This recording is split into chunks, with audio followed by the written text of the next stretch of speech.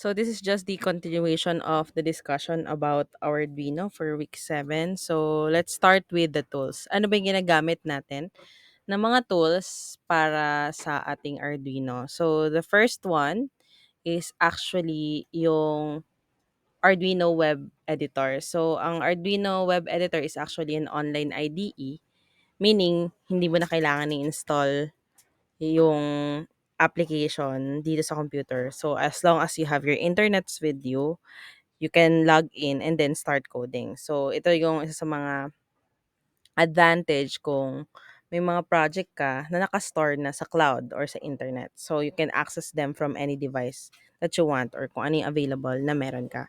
So it's also up to date. So no need to actually manually install yung mga new version sa library mo since nandito nga siya sa ating web. Followed by, or the second tool that we introduced is Arduino software. So, ang Arduino kasi may sarili siyang software na IDE. So, ito yung mga download natin sa desktop. So, desktop IDE ito. So, ito yung classic na program. So, you can download it from the internet and install it to your computer. So, it actually also works offline. So, useful 'to kapag wala kang stable internet. Katulad ng minsan sa school natin, um, may mga rooms tayo na ginagamit na hindi rin naman nare-reach ng internet. So, advisable 'to talaga sa atin. So, and also as a beginner, mas straightforward 'to na hindi rin naman tayo nakadepende sa connectivity or sa internet. And of course, the third one would be the Arduino IoT Cloud. So, pang-advanced 'to. So, kung meron na kayong na-create na project or yung mga Internet of Things na project, you can connect yung Arduino nyo sa internet and pwede nyo siyang matrack. So, minsan, isa sa mga example nito, yung mga, kunyari, nakalimutan nyo palang i-off yung aircon nyo sa bahay, pero dahil meron naman kayo sarili ng application, pwede nyo na siyang i-off dun sa, kahit wala kayo sa bahay. So, parang, kunyari, nakakonekta yung Arduino IoT sa cloud. So, kahit wala kayo sa bahay nyo, pwede nyo i-control yung aircon nyo. So, sa Arduino tool, we have three Arduino Web Editor. Ito yung sa internet, classic. And then yung um, software natin is ito yung application na dinownload nyo sa inyong computers. And yung IoT Cloud, ito lang yung projects na yun na makakonekta yung Arduino dun sa ating internet. So, mas advanced lang to. And ano ba ang meron sa ating IDE? So, sabi ko nga kanina, si Arduino ay may sariling IDE. So, ito yung mga parts niya. So, with we have several parts. So, ang file name, we have IDE version, we have the menu bar, nandiyan sa upper part, toolbar button, text editor, kung saan tayo magko-code. So, message area, console, and kung saan din magfe-feedback yung, kung saan mag-show yung feedback and errors if ever. And finally, yung configured board and serial port na naka-display sa pinakababa or sa bottom. So, of course, yung lahat ng parte na to may role sa paggamit natin ng Arduino na mapasimple lahat ng program. So, let's now go to the additional or mas in-depth natin discussion with ano ba yung makikita nyo doon sa mga nakikita nyo kanina. So, hindi lang naman kasi yan talaga yung ano natin. So, kapag meron din tayong mga menus, we have file, edit, sketch, tool, help. So, let's start with the file menu. So, ganito yung makikita nyo dyan usually. So, of course, to start with the file, ang meron nga sa kanya, or ito yung mga pinaka-basic commands na nag-handle ng sketches natin. So, si sketches, meron siyang, or yung file natin, makakita tayo ng basic structure. Of course, yung new, mag-create ng fresh na sketch or yung mismong kung saan tayo mag-code. And of course, i-open yung load ng sketches na yon gamit yung open sa file menu. You open your recent, of course, para mas mapabilis lang ma-show yung mga recent used files natin, kung madami na kayong, used files, of course. And lastly, yung sketchbook, nagsho-show nung collection na na-save niyo na sa sketches. So, similarly to this, so opening and saving document din naman sa ating mga Microsoft Word and Google Docs. So, gano'n lang din dito. And also, we can also have an access, for example. So, kunyari, may mga built-in examples din kasi si Arduino sa IDE. So, yung pinaka-famous dito is yung Blink Sketch. So, maganda yon kapag nakita na natin yon. Kasi, great siya, or parang mas maganda siya ipakita sa mga beginner. So, next is close, of course. Exit dun sa current sketch. Yun yung tawag dun sa whole ng natin, Arduino. And then save and save as, of course, to keep your work safe. Siyempre hindi naman natin gustuhin na kunyari may progress na tayo ta's hindi naman natin siya na-save kung may something nangyari dun sa computer natin. And remember na dun sa ating pagse-save or save as, na ang sketches natin sa Arduino or kapag ginamit na natin yung IDE, na sine-save nito yung sketches natin with the file extension .ino. Kung ang docs is docx, or yung, and also yung mga file natin sa Python is .txt talaga siya. Pero kapag nandun siya sa loob ng isang IDE is .py siya. So, dito sa sketches natin, ang extension na ginagamit is ino. Followed by, so another, other file menu. We have options like page setup and print. So, if you want a hard copy of your code, ito yung nakakatulong para doon. Of course, preferences. Pwede mong i-customize yung font size and yung interface languages na nakikita mo doon sa sketch. And of course, quit para lang i-close yung IDE. So, just like the other softwares, this is the file menu is actually about the managing your files, so how you will interact with them. So let's move on and go to edit menu. Ano bang meron sa edit menu? Ito lang halos yung nakikita natin. May mga lang dyan, addition. So, of course, yung edit menu is para sa pagtulong sa gawa ng code. So, dito kayo mag-write and mag-organize ng code. So, you have your undo and redo, go back, and sa naman yan, may shortcut tayo, control Z, 'di ba? So, cut, copy and paste are the usual lang naman na text operation na meron tayo.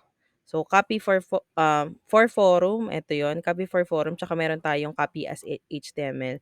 So, copy for forum, or yung copy as HTML, medyo special yan kasi hinahayaan niya kayong ma-share yung code nyo online while just keeping the formatting, kung ano yung na-copy nyo sa internet, ipapaste nyo yan ng walang aberya dun sa ating IDE.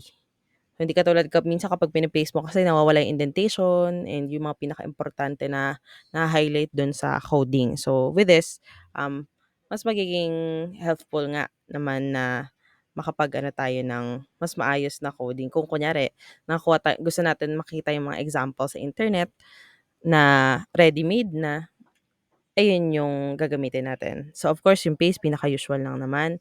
And then, select all. Of course, control A yan sa pero which, kapag hindi nyo gusto or gusto nyo lang is puro click lang kayo ng mouse, select all, mag-highlight lang naman siya ng whole content ng editor nyo. So, of course, comment and uncomment, quickly adds and removes yung comment na nilagay nyo or marker every line. So, every time din naman kasi para if ever mas maintindihan natin siya, or kung ako yung magbabasa ng code, kailangan natin ng comments. So, another or more pa sa options. So, we have the indent, increase and decrease. Ini-improve lang naman kasi yung structure and readability of your code. So, kunyari, for example, nakita nyo naman nag-copy-paste kayo sa internet. Pero kunyari, kung kinumpare nyo sa inyo, hindi lang tayo kasi lagi na um, isang straight line. So, para mas maintindihan natin or mas magandang makita natin yung structure niya kung saan nakapaloob 'tong gantong ano, yung specific function na 'to, kailangan natin ng indentation. So, to improve structure and readability. And finally, find yung command. So, magse-search kayo ng specific words or variable dun sa loob ng sketch nyo.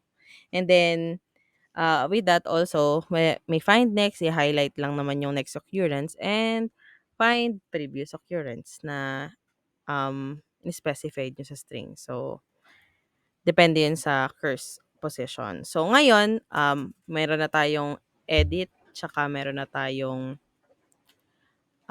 file.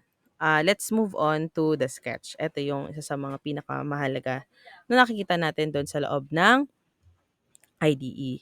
So, yung sketch menu ay directly siya na nakaka-affect dun sa program nyo. So, ang pinakauna dyan is yung verifying and or compiling. So, check nito yung errors and yung memory usage na nasa loob nung sketch nyo. Yan. So, yun yung pinaka-highlight dito. Check your sketch for error. And it will also show yung memory usage. Of course, yung upload. So, kinocompile na nito and sinesend yung programs dun sa mismong board natin or dito mismo sa ating Arduino na. So, third is upload using programmer is more of course, advanced kasi, nag-write tayo directly dun sa chip. Bina-bypass natin lahat siya, ah, yung bootloader, but hindi talaga siya recommended for beginners kasi meron nangyayari kapag, ginagamit natin 'tong part na 'to. So, ano ba yung bootloader para mas maintindihan natin? Isipin niyo lang siya na may, small program siya and meron na siyang, um, na tawag dito? Small program na siya, naka-store na siya dun sa Arduino na chip. So, inaalaw nun na maka-upload tayo ng bagong sketch sa computer kahit walang special na kahit na anong hardware. So, kapag in-overwrite natin or tinakpan natin yung bootloader, kailangan pa nating i-reburn yung um, yung ginawa natin bago natin ulit magamit yung normal na upload. So, normally talaga, upload lang tayo. So, next is yung sketch. Sa sketch, we have export, compile, binary. So, sinasave nito yung file sa hex version. So, .hex. So, instead of yung pinaka-normal natin na file version, .hex yung ano niya, saving. Show sketch folder, open yung file directory, pinaka-ano na yan. Include library, so nag-add lang tayo ng mga extra features or drivers natin for new sensors kung gumagawa tayo or gagamit tayo ng mga bagong sensors. Add file, of course, hayaan lang tayo na mag-attach ng additional files like documentation or yung mga pwedeng assets pa ng project nyo. So, after nito, we have the tools. So, sa tools, minamanage nito yung formatting, yung connection, and yung mismong board. So, tools. So, for the first one, ito yung mga, ano niya, si auto format. So, kini-clean niya yung layout ng codes. So, auto format. So, ini-indent. Ayan, for example, indent it so that opening and closing curly braces line up. Kasi mahalaga nga yun para sa readability din, di ba? So, archive sketch, which makes a zip backup of your work. So, instead of just saving, also have archive sketch. So, may backup tayo na naka-zip file. We have fixed encoding and reload. Ito yung nag-resolve lang ng mga issue kapag kinakopy yung code natin from different computers. So, kunyari, for example, minsan kasi hindi rin naman talaga siya naayos. So, meron tayong mas mabilis na paraan na kung di gumagana kanina yung copy from na dapat inayos niya na, you can actually fix encoding and reload.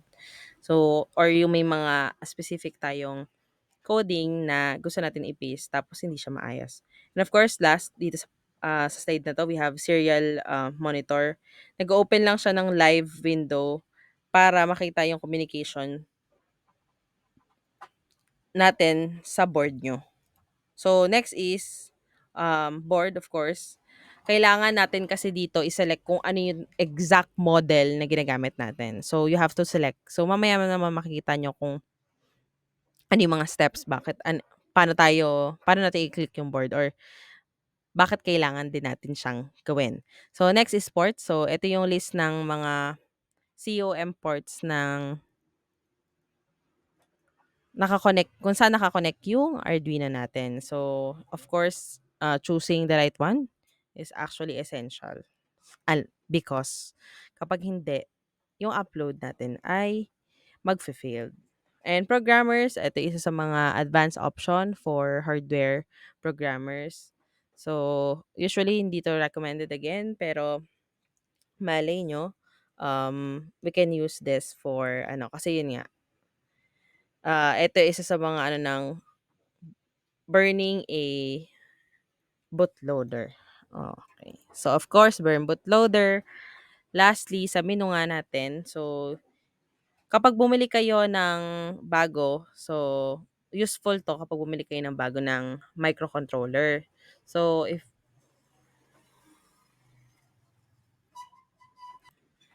eto yung nagpe-prepare ng sketches natin para makapag-upload tayo sa chip. So, kasi meron yata yung built-in na, no? Pero kung bumili kayo ng microcontroller pero wala namang Arduino bootloader na pre-installed, eto yung makakatulong doon. So, now, we have the final menu. We have the help. So, at the end of the day, okay, we have the help menu. So, exactly what it sounds like. Help. So, makakatulong 'to na ma-access natin yung mga documentation, references, tutorial na kailangan natin do'n sa IDE. So, isa sa mga unique feature nito is of course yung find in references. So, you can actually highlight yung command and click this option. So, it will actually open yung mga documentation na nag-e-explain ng command na yon. So, of course, kapag hindi nyo pa alam kung ano yung nangyayari do'n sa na yun, specific na um, code na 'to, para malaman natin siya, gagamitin natin si find in reference. So now, okay, aside from all the menus, of course, or kung ano nasa natin, we have the toolbar button. So ito yung mga shortcut or the most common action na nakukuha natin sa loob ng sketch. So we have verify. Okay, we have the verify. So nagche-check to ng error or yung check nito yung code nyo for errors. So, of course, uploads, compile nag-send to ng program sa code nyo. We have new, open, and save. Of course, managing para sa pagbubukas. Bagong sketch, pagsisave. Yan yung pinaka natin dyan. Serial monitor button sa right side, nakikita natin dito. And of course, the upload button, ito yung lagi nating or most often na ginagamit. But remember to actually select first, again, the correct board and ports kung saan papasok si coding.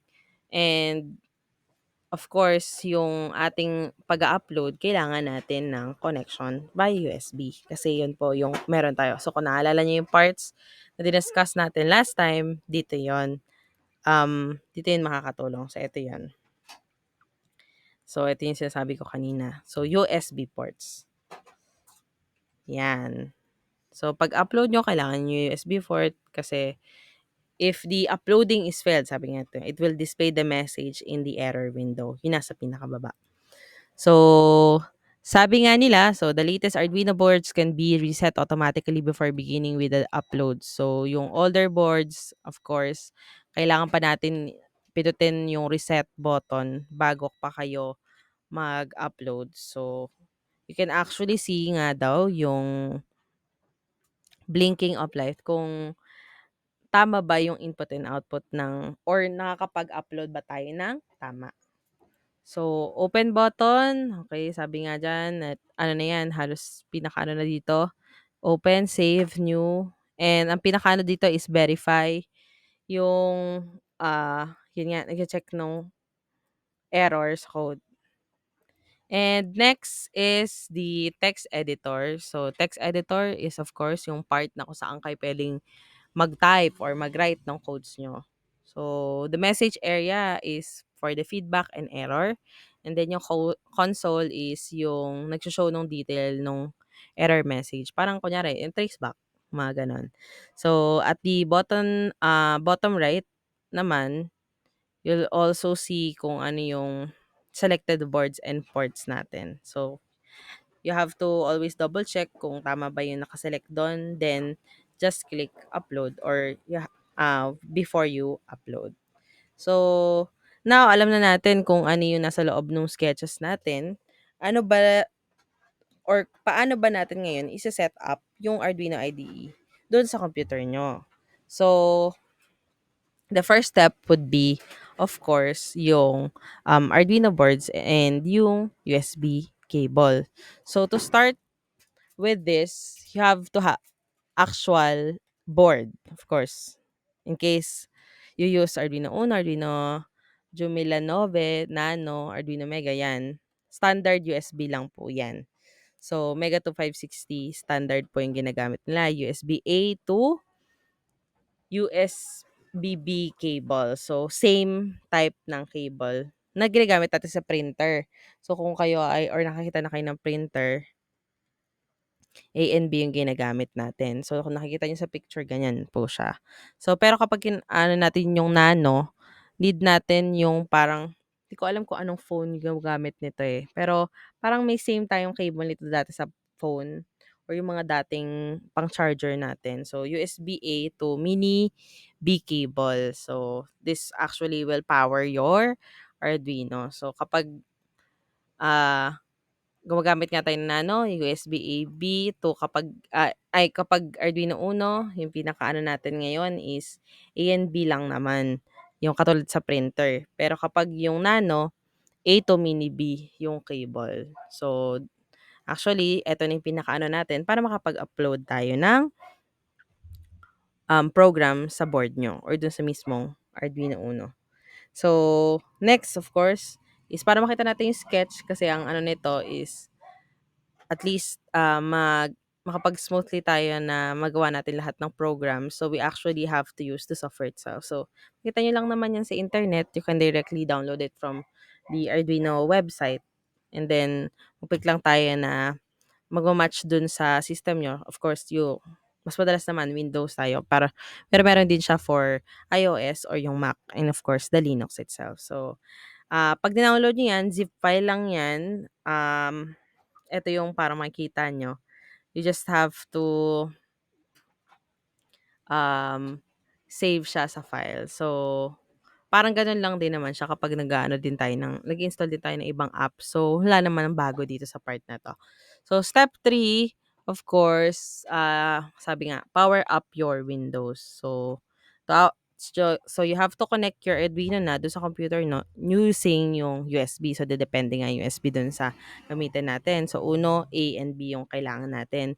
So, makakakita tayo ng green LED green LED na labeled PWR na iilaw dun sa mismong board nyo. So, para makita nyo kung ready na ba yung Arduino sa gagawin nating next. So, ngayon, for the fourth one is of course, i-launch na natin yung Arduino IDE. So, makikita nyo yun from your program files kung saan yung Arduino or saan nyo ba siya sinave. So, mas madali lang yan. Of course, ang kailangan lang natin i-click dyan is yung mismong application. Makikita nyo naman dun yan sa post sa type. So, double-click yung IDE para mag-open siya and then pwede na kayong mag-begin sa project nyo. So, ngayon, kapag in-open na natin si first project, ayan, new. Pwede kayong ng bago, okay. So, new, you can create your new sketch from the files by clicking new or open an existing example kung meron kayo diyan. Puwede naman natin siyang i-click na from your files, i-click natin si example. So, gano'n yung mangyayari. So, yun nga, sabi nga natin kanina, ang pinaka starting point natin sa example is yung blink. So, ang magbi-blink lang or ibi-blink lang nito yung LED dun sa inyong board ng on and off. So, parang ang version lang nito is yung hello world. Yun yung pinakaano kasi nung blinking, on and off lang siya para malaman lang natin talaga kung ano yung kung talaga bang gumagana yung Arduino natin or yung board. So, blinking and LED yung example. So, opening your first project, ito yung pinakaano niyan, basic, ayan yung example, yan yung blink na sinasabi ko kanina. Okay. So, to avoid errors, ang pinakamahalaga diyan is sabi ko nga kanina, before tayo mag-upload, kailangan natin sabihan yung IDE or kailangan natin iset from your tools kung ano ba yung board na gagamitin nyo. So, from your tools, you have to click the board and select the correct model such as yung Arduino Uno natin. Makikita nyo naman po yun doon. So, of course, if you choose the wrong board, the program may fail to upload or it may not run properly or di makikita yung result na sinasabi natin kanina, yung blinky-blinking lights na yon. Then, select your serial ports. So, go to your tools and then click ports. You'll see most likely the most available. So, kapag Windows, usually, ang ginagamit natin, COM3 or kung may available, COM4. So, on Mac and Linux, meron silang USB modem eh. So, unplug. So, ang trick dito is i-unplug nyo yung Arduino nyo, check the list, then plug it back in. So, para makita nyo kung ano yung port na ginagamit. So, mag-show kasi doon yung port na gagamitin natin. So, tanggal at saksak lang. Mag-show yun sa gilid. And then, upload the program. So, finally, time na natin para mag-upload. So, ang LED ang IDE natin is magko-compile na ng sketch and ise-send niya nito sa Arduino. So, para makita nyo kung may nagpa-process ba siya or nag-i-indicate ba, nagtatransmit at nag-i-receive ba talaga si Arduino, kailangan natin makita si TX and RX LEDs. Dapat nagfa-flash siya. May flashing uh, LEDs. So, yun yung pinaka natin. So, if successful siya, makikita natin sa IDE nyo or dun sa mismong sketch natin na nakalagay doon is done uploading. So, if not, of course, message, error yon. So, yung mga dati kasi or mga older boards na ginagamit, kailangan pa daw talagang i-manually reset. So, bago mag-upload. So, kailangan nyo ng i-reset muna si board bago pa tayo makapag-upload. Pero, yun nga, dahil ano naman, mas maganda na naman yung version natin ngayon, may mga, baka, hindi na natin siya gawin. So, yun. For the last one, of course, dito na tayo babaksak ngayon sa pinaka-basic coding. So, ano ba yung laman or ano ba yung, sasabi nila pinaka-maikli ito sa mga coding, pero ano ba talaga yung dapat gawin natin para magsimula na tayo sa pagko-code. So, eto yung mga pinaka-basic. Halos na-encounter lang natin din to sa iba. Maliban na lang dun sa pin mode, digital write. Pero yung delay na yan, meron din tayong languages na nag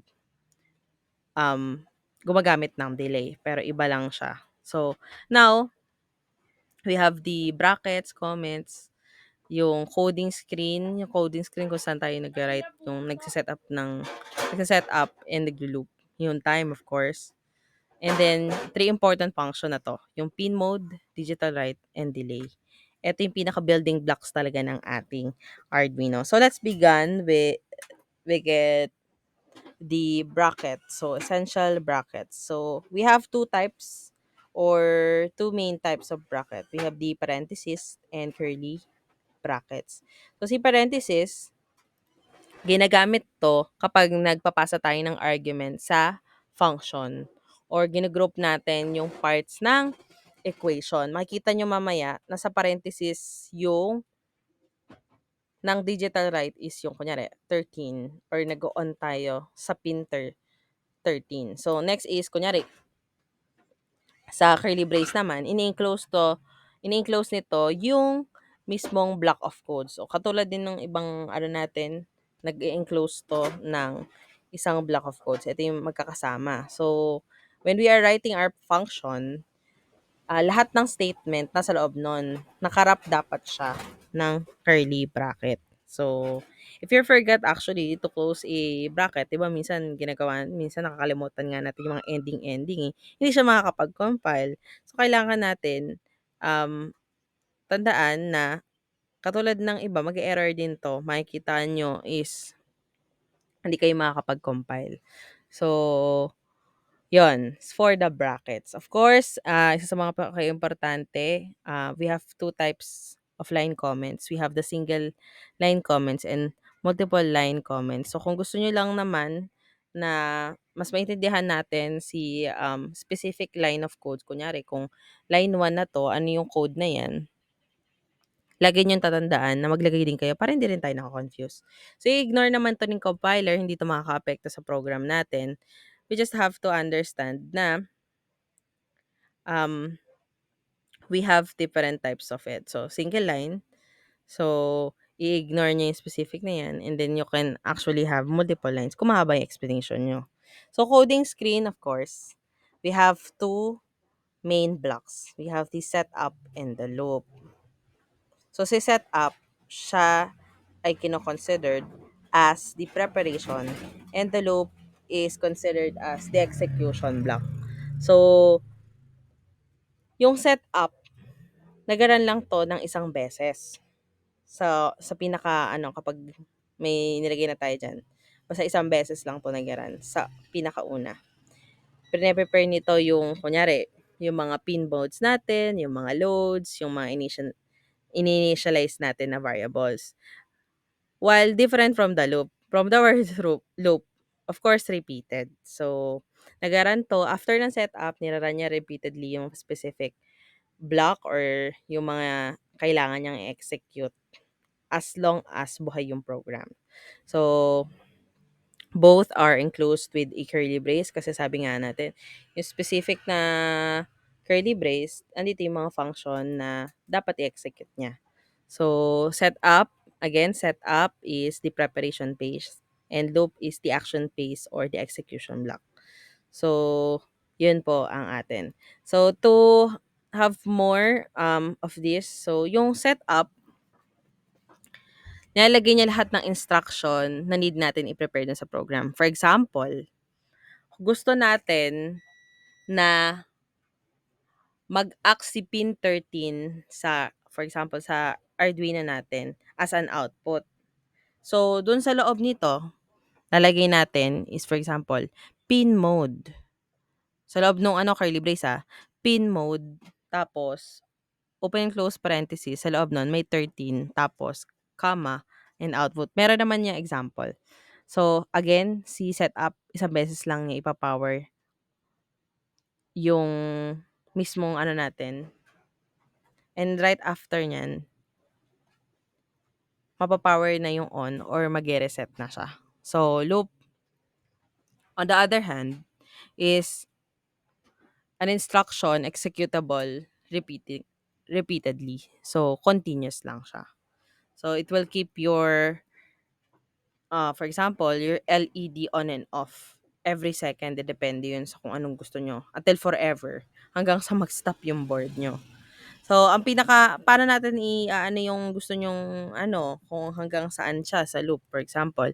Meron tayo kasing standard time na sinasabi sa Arduino. So, ang standard time natin is milliseconds para maging precise siya. Ito yung mga mas naiintindihan pa talaga ng system natin kaysa sa seconds. So, ang iisipin nyo lang, ang conversion lang natin dito, madali lang. So, 1 second is equals to 1,000 milliseconds. So, if you want to have a 5 seconds delay, you have to actually convert it to 5,000 milliseconds. So, ang dito kasi, importante talaga is yung timing sa pagkocontrol ng lights nyo, monitor, kailan ba dapat matrigger to. kapag sa sensor yung gamit nyo, and many other components na dapat nag-rhyme dun sa gusto nyo talagang magawa. So, milliseconds ay isa sa mga pinakamali talaga or grain of sand nga rin talaga sa hourglass, 'di ba? So, para ano natin diyan, maging precise tayo sa timing, we have to convert it into milliseconds. And of course, the pin mode, okay? Sabi, ang pin mode talaga is used for input and output function. So, for the syntax, ayun yung sinasabi ko kanina, yung pin mode. So, gusto natin ng specific um, ah 13 yung example ko kanina, yung specific dito sa setup natin, yung pin 13 is mag-act out as output. So, dito yon. So, pin mode, ano yung pin na gusto natin, specific, and ano yung mode na gagawin niya. So, for example, you can actually set up pin 12 as an output pin. So, para makita mo yon pin mode, gagamitin natin to. 12, exactly kung anong gusto nating number ng pin available sa ating Arduino. And then, output. So, si output or yung, kaya natin sineset yung pin, or bakit ba tayo nagano, is to actually, para ma-deliver natin ng enough yung or maka-deliver tayo ng enough current na mag-run ng sensor or yung pinaka-light natin. So, di ba kasi pwedeng magdidim yung LED or sino ba ano yung pin natin na magla-light up or makikinang or basta magla-light up ng maganda or brightly. So, sabi nga dito, light the LED brightly. So, without this circuit, pwede kasing magkaroon ng unpredictable result. So, yon. That's why recommended na mag-declare tayo ng pin properly dun sa ating setup. So, itong setup na to, ito nga yung nagpe-prepare. So, dapat talaga nandun siya. So, of course, for the input naman, nag-read lang naman to ng signal. So, kunyari, so we have the input pull up. So, si input pull up ay gumagamit ng internal resistor. So, often na ginagamit natin or useful sa pagdating sa input is of course the button. So, for example, yung button nyo nakakonekta sa pin in input pull up. So, ang default nun is high. So, si high ang on. So, pag prines mo yon pupunta siya sa low. And then, yung button na, dahil napunta na siya sa low, yung button na yon yung button na yon is magiging reliable for our circuit. So, digital write. So, digital write actually magsa-set up ng either high or low. So, for example, in here we have high, sabi dito, means 5 volts or most boards kasi talaga ito matanggap ng 3.3 volts. 'Di ba sabi nga natin, pinaka ano yan, we have 3.3 and 5 volts. So, pag inano natin siya, yung low, or yung pinaka, nilalagay natin dito, low means 0V or zero ground. So, ang syntax niyan is, for example, we have digital write. Ito yun. So, digital write and then yung pin na gusto natin and then kung anong value nun. So, for example, we have digital write, it's either ipipin nyo yun from high and low. Pero, specific dito, for example, we have digital write, gusto natin siya ilagay sa high at sinus natin yung pin 13. And then, pwede. Pero kapag nilagay natin siya sa high, yung digital write, yung pin na yon is exactly turn on. So, while if ever, nilagay natin after nun, digital write 13, low, of course, it will turn off. So, with this, what's the difference? With digital write, kinokontrol nito yung LED like a switch. So, it will on and off the, from high, the LED is on. And then from the low, the LED is off. So, yung digital read, iba naman siya. So, chine-check niya kung ang pin ba is exactly on high or low value. So, si digital write, set natin si pin sa high or low. But, the digital read will actually check whether kung nasa high or low ba yung specific na yon or yung digital pin na yan. And of course, the delay, yung delay function natin, depende yan. It is converted to milliseconds. So, kung gagamitin natin yan, sabi natin dito, we have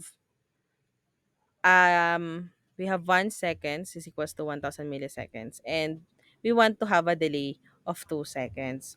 So, si digital write ay gusto niyang nasa high yung LED or naka-turn on yung LED for 2 seconds. So, mag-wait tayo ng 2 seconds para malipat siya sa off. And then, mag-off lang siya for 1 seconds. So, on siya for 2 seconds and off siya for 1 seconds. So, ang nakalagay dito, magsistay on siya and off siya for seconds and mag-repeat lang siya kasi nasa loob siya ng loop.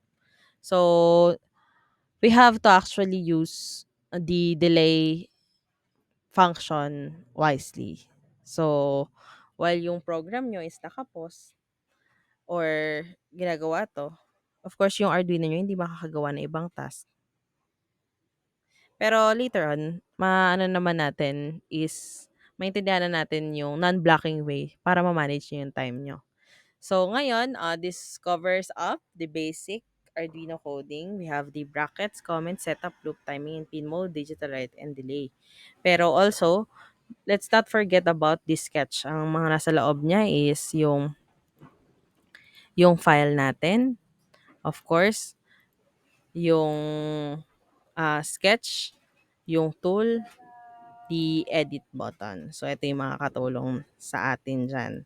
So, after you watch this, I hope that you will understand and also be able to answer our unit outcome. So, UO na ipopost ko din after nito. So, that's all for this discussion. I hope to see you on our next for the face-to-face class and continue the things that we are not able to do this week because of asynchronous class. So that's all for today. Thank you and enjoy your weekend.